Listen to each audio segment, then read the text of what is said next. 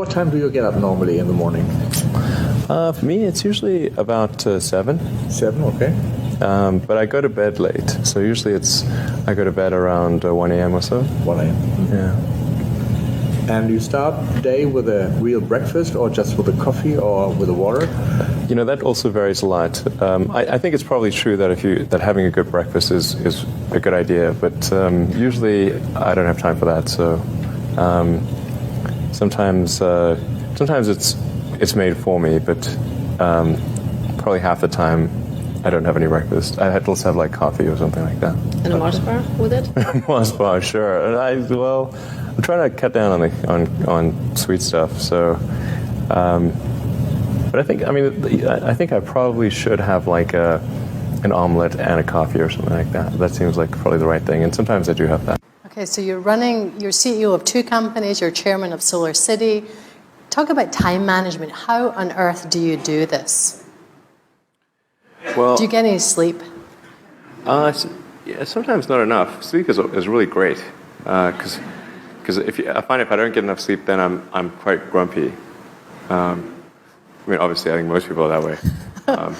And also, like I try to sort of figure out what's the right amount of sleep, because I found I could drop below a certain threshold of sleep, and although I'd be awake more hours and I could sustain it, I would get less done because my mental acuity would be affected. So I found generally the right number for me is around 6 to 6.5 hours on average per night. That's not too bad. Yeah. Right. And any other tips that is an average, though. Right. Any other tips on just managing to run 2 companies simultaneously? I mean, do you find? I mean, I know you're up here Monday, Tuesday. Is it all Tesla when you're up in Silicon Valley, and all SpaceX Wednesday, Thursday? Having a having a smartphone is incredibly helpful, because that means you can do email during interstitial periods, like if you're in a car, you're walking in the bathroom, everywhere. You can do email practically when you're awake, and so that's really helpful to have email for SpaceX and Tesla integrated on my phone, and then it's just you have to apply a lot of hours to actually working. So the way I generally do it is I'll be working at SpaceX on Monday, and then Monday night fly to the Bay Area, spend Tuesday and Wednesday in the Bay Area, then at Tesla, and then fly back on Wednesday night, spend Thursday and Friday at SpaceX. In the last several months, then I would fly back here on a Saturday and either spend Saturday and Sunday at Tesla or spend Saturday at Tesla and Sunday at SpaceX. And where do the boys fit in? You have 5 sons. Yeah. Do they tag along with Dad on some of these trips? I do drag them along in a lot of things, actually.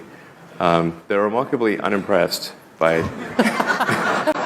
Some of them are going to sound like, well, you've heard it before, but it's worth re-emphasizing. I think the first is you need to work, depending upon how well you want to do, and particularly if you're starting a company, you need to work super hard. So what does super hard mean?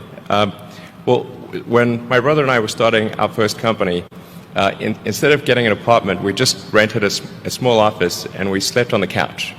And we showered at the YMCA, and we're so hot up we had just one computer. So the website was up during the day, and I was coding at night, 7 days a week, all the time. And I sort of briefly had a girlfriend in that period, and in order to be with me, she had to sleep in the office. So work hard, like every waking hour. That's the thing I would say particularly if you're starting a company. And I mean, if you do simple math, say like, okay, if somebody else is working 50 hours and you're working 100, you'll get twice as much done in the course of a year as the other company. The other thing I'd say is that if you're creating a company or if you're joining a company, the most important thing is to attract great people. So either join a group that's amazing that you really respect, or if you're building a company, you've got to gather great people. I mean, all a company is a group of people that have gathered together to create a product or service. And so depending upon how talented and hardworking that group is, and the degree to which they are focused cohesively in a good direction, that will determine the success of the company. So do everything you can to gather great people if you're creating a company. Then I'd say focus on signal over noise. A lot of companies get confused. They spend money on things that don't actually make the product better. So, for example, at Tesla, we've never spent any money on advertising. We put all of the money into R&D and manufacturing and design to try to make the car as good as possible. I think that's the way to go. So for any given company, just can keep thinking about, are these efforts that people are expending, are they resulting in a better product or service? And if they're not, stop those efforts. And then the final thing is to sort of don't just follow the trend. So you may have heard me say that it's good to think in terms of the physics approach of first principles, which is, rather than reasoning by analogy, you boil things down to the most fundamental truths you can imagine, and you reason up from there. And this is a good way to figure out if something really makes sense, or if it's just what everybody else is doing. It's hard to think that way. You can't think that way about everything. It takes a lot of effort. But if you're trying to do something new, it's the best way to think. And that framework was developed by physicists to figure out counterintuitive things like quantum mechanics. So it's really a powerful method. Anyway, so that's, and then I think that the final thing I would encourage you to do is, now is the time to take risk. You don't have, you don't have kids. Your obligation. Well, sorry, probably don't have kids.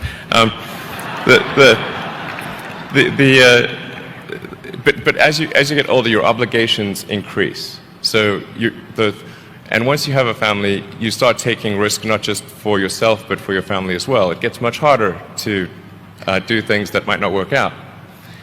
So now is the time to do that before you have those obligations. So I would encourage you to take risks now. Do something bold.